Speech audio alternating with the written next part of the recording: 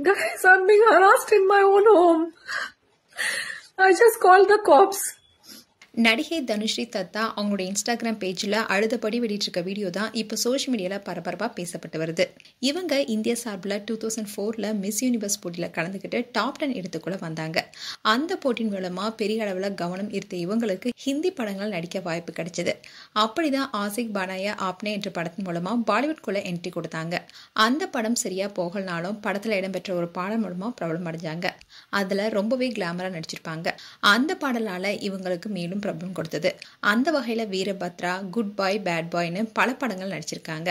இந்த படங்கள்லாம் எதிர்பார்த்த அளவுக்கு வெற்றி பெறலாலும் 2010 திரு இயக்கத்துல விஷால் நடித்த தீராத விளையாட்டு பிள்ளை படத்துல தான் இவங்க தமிழ்ல அறிமுகமானாங்க. அந்த படம் ஹிட் ஆனது. இந்த படத்துல இவங்களை தவிர இன்னும் 2 ஹீரோயினும் நடிச்சிருந்தாங்க. அதன் காரணமாவே தனுஸ்ரீக்கு மட்டுமே இந்த வெற்றி போய் சேரல. அதே சமயம் தமிழ்லயும் அந்த படத்துக்கு அப்புறமா அவங்களுக்கு பெருசா வாய்ப்பு கிடைக்கல. இந்நிலையில ஹிந்தியில சில படங்கள் நடிச்சிட்டு வாய்ப்புகள் கிடைக்காதனால சினிமால இருந்து ஒதுங்கினாங்க. இப்படி இருந்த சூழல தான் 2018 உலகம் முழுவதும் மீட்டு விவகாரம் விஸ்வரூபம் எடுத்துச்சு. நடிகர் நானா படேகர் மேல பாலியல் குற்றச்சாட்டை முன் வச்சாங்க.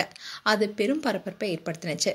இந்நிலையில அவங்க இப்போ அழுதுபடி ஒரு வீடியோவை ஷேர் பண்ணியிருக்காங்க. அதுல அவங்க என்ன சொல்லியிருக்காங்கன்னா, 2022 இருந்து நான் இந்த வீட்டுல இருக்கேன். நடுராத்திரில வீட்டுக்கு மேல இருந்து ரொம்பவே மோசமான ஒரு சத்தம் வந்துட்டே இருக்கு. பல முறை புகார் கொடுத்து சோர்ந்தும் போயிட்டேன். ஒரு கட்டத்துல சில வருடங்களுக்கு முன்னாடி புகார் கொடுப்பதையும் விட்டுட்டேன். இப்போ அந்த சத்தங்களோட தான் நான் வாழ்றேன். இன்னைக்கு நான் ரொம்பவே உடல்நல சரியில்லாம இருக்கேன். கடந்த 5 வருஷங்களா தொடர்ச்சியான மன அழுத்தம் இருக்கு. தொடர் மன அழுத்தம் காரணமா குரோனிக் ஃபேட்டிக் சிண்ட்ரோம் எனக்கு வந்திருக்குன்னு குறிப்பிட்டிருக்காங்க. அதோட இந்த வீடியோல பேசும்போது கதறி எழுதிப்படி பேசியிருக்காங்க. அண்ட் இன்னொரு வீடியோல நான் ரொம்பவே நோய்வாய்ப்பட்டும் சோர்வாகவும் இருக்கேன், எனக்கு உதவி செய்யுங்கன்னு குறிப்பிட்டிருக்காங்க. அதை பார்த்த ஃபேன்ஸ் எல்லாரும் ஐயோ பாவம், சீக்கிரம் இந்த பிரச்சனைக்கு ஒரு முடிவு கொண்டு வாங்கன்னு கமெண்ட் பண்ணிட்டு வராங்க.